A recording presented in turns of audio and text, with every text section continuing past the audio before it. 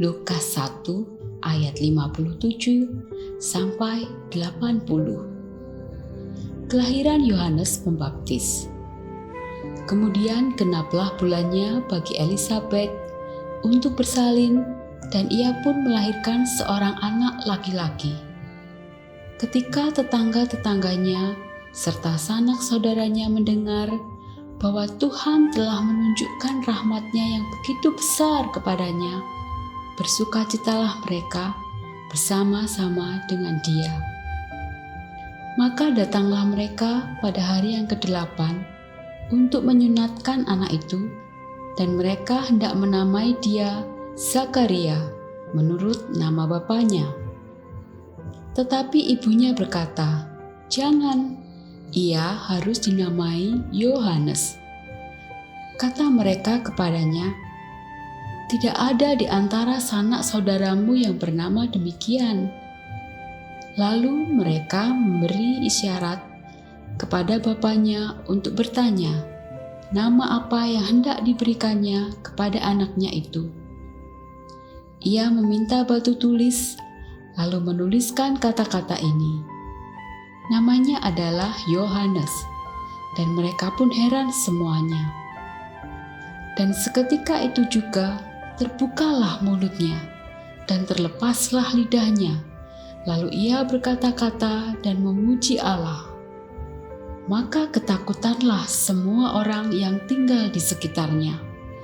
Dan segala peristiwa itu menjadi buah tutur di seluruh pegunungan Yudea. Dan semua orang yang mendengarnya merenungkannya dan berkata, "Menjadi apakah anak itu nanti? Sebab tangan Tuhan menyertai dia." Nyanyian pujian Zakaria. Dan Zakaria, ayahnya penuh dengan Roh Kudus, lalu bernubuat, katanya, "Terpujilah Tuhan, Allah Israel, sebab ia melawat umat-Nya dan membawa kelepasan baginya.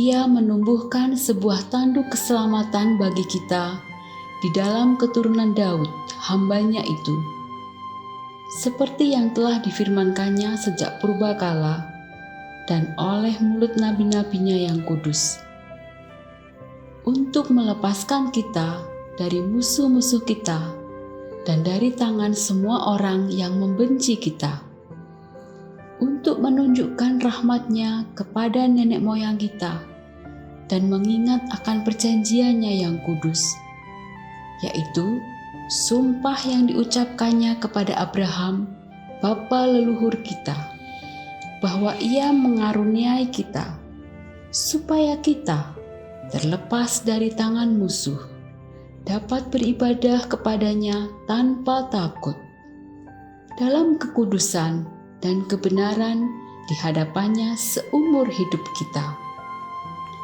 Dan engkau, hai anakku, akan disebut Nabi Allah yang Maha Tinggi, karena engkau akan berjalan mendahului Tuhan untuk mempersiapkan jalan baginya, untuk memberikan kepada umat-Nya pengertian akan keselamatan yang berdasarkan pengampunan dosa-dosa mereka, dan rahmat dan belas kasihan dari Allah kita, dengan mana Ia akan melawat kita, surya pagi dari tempat yang tinggi, untuk menyinari mereka yang diam dalam kegelapan dan dalam naungan maut, untuk mengarahkan kaki kita kepada jalan damai sejahtera.